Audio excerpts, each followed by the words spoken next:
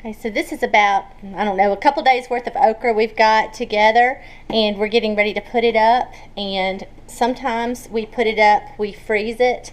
We slice it up and freeze it without breading it, and just freeze it plain and just bare. And I use that for soups and gumbo and different things. And then sometimes we like to bread it and put it up to have some to fry this winter, and that's what we're going to do this afternoon. This is one of the ways we put it up. So this is, like I said, a couple days pickings of okra. So we're going to wash this real well, and then we're going to make an egg wash, an egg and milk mixture, and put it in that, and then we put flour on it. And I will show you each of these steps. First we're going to wash it and slice it, and then I'll come back and we put it in the sink and wash it real well, and then we'll just take it and cut it at about, I don't know, 1/2 inch rings, not real small but not real thick either.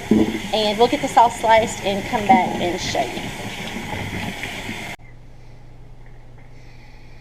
Alright, so this is a cup of milk, and for every cup of milk put 1 egg, and then just scramble it up real well. And for okra, I don't put any salt or pepper in the milk, just put milk and egg.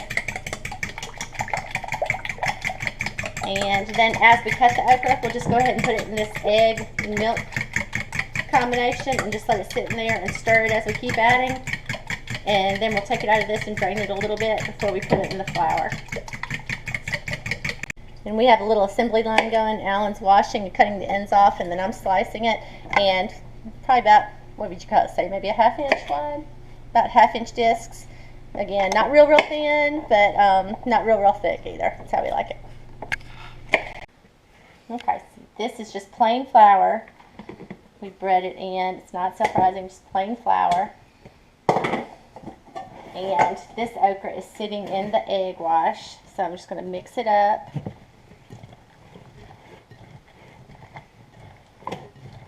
It's a good thin layer on it, and then just drain it a little bit. And I don't add salt or pepper or any of this. We add salt after we fry it, and then drop it straight in the flour mixture. Probably do about 2 handfuls, and we'll go through. And then just shake it really hard. Drop my hand. Okay. And then just put it in a container where you can really shake it. Should be it. Yep. And then it's nice and dusty and coated with a fine layer of flour. And then just lay these out on a cookie sheet. And try not to stack them up. Just lay them out in a single layer on the cookie sheet. And then you put these cookie sheets in the freezer and let them freeze. Probably do overnight, a few hours. And then you can take them out and put them in Ziplocs. But just put a single layer in the bottom of a cookie sheet. And this is it. And we'll come back and show you when we get all of it. Okay, we've got them in a thin layer in each of these cookie sheets, and these are ready. We're going to pop them in the freezer and let them sit overnight.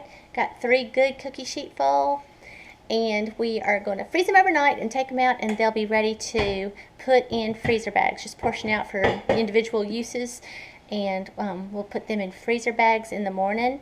And one thing I wanted to mention, I prefer my okra just breaded in regular white flour, but some people like to do cornmeal on theirs. My mom loves hers breaded in cornmeal. It makes it crispier and crunchier, and it browns up more. Sometimes we'll do half and half, but this is my favorite way to do it. But you can bread it with cornmeal or like a half and half mixture of flour and cornmeal.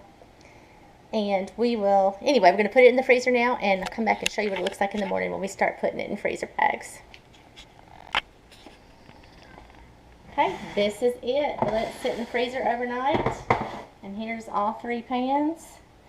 And we are about to dump it out and bag it up.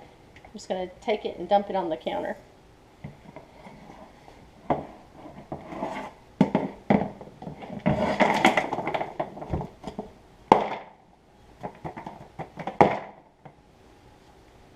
there it goes. Most of it came right out. Pull the rest of this off. And it's loose, individual pieces, and ready to put in the freezer bag. And they'll be ready to just take out however much you want to use and fry it up.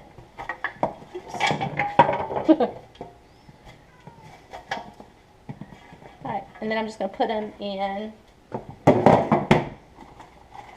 freezer bags. And that's it. I'll come back and show you how many bags we get. Okay.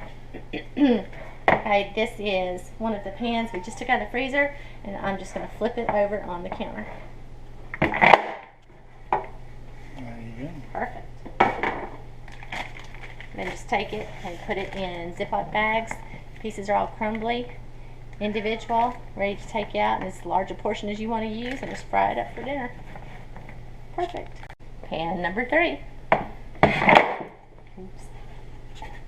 Almost perfect. And again, crumbly individual pieces ready to fry. Okay, and this is the end result. We got 5 quart bags of okra, really 4.5, and we weighed a couple of them, and they weighed about 1 pound each, so probably about perfect for one good serving of okra. And we're gonna do some more this weekend probably because it's still coming in. Thanks for watching.